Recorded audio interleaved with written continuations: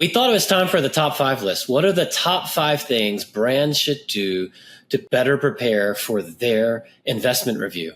And some investment reviews are monthly. I know some of you are doing them weekly, but it's the same 5 things every time. And first off, top of the list, you have to have an appetite to have a better dialogue between finance, your agencies, and the ad platform partners, right? The Metas and Googles and TikToks of the world. You want to have a desire to scrutinize the media partners, right? It's in your interest to know what have they done for you. And you're going to fund them up to that level where they're still performing for your brand. And that's going to protect that budget, right? If they're still performing, they're going to get that budget. It's going to be in both parties' interests. The other is when you're talking to finance, you want to embrace better math. You need to be able to talk about incremental ROI as well as marginal ROI. And every finance person understands what's the ROI from today's spend levels. If I add budget in, we know that that performance is different. So that's number 1. Number 2, you need to have a commitment to knowing how paid media affects both growth and profitability. Your finance team is going to thank you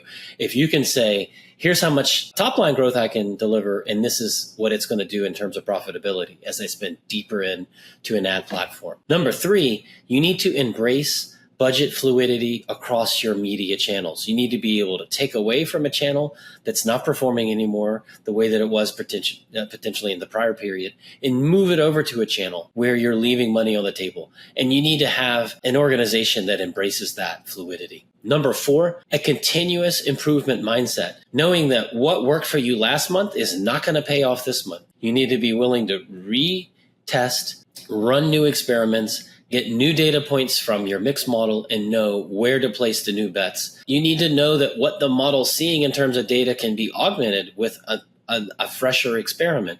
And that's the continuous improvement mindset we've seen brands really leverage. And then number 5, it's stating the obvious, but you need to be willing to let go of last click revenue. Continuing to second guess the profitability and the growth of a company by looking at a vanity metric like last click. And we know sometimes last click is at least correlated with total sales, but most teams in an investment review are being held to how much of total sales can be driven by paid media, and last click just doesn't represent that number appropriately. So those are the 5. We can add to this list in the comments. I'm really looking for your dialogue. Thank you.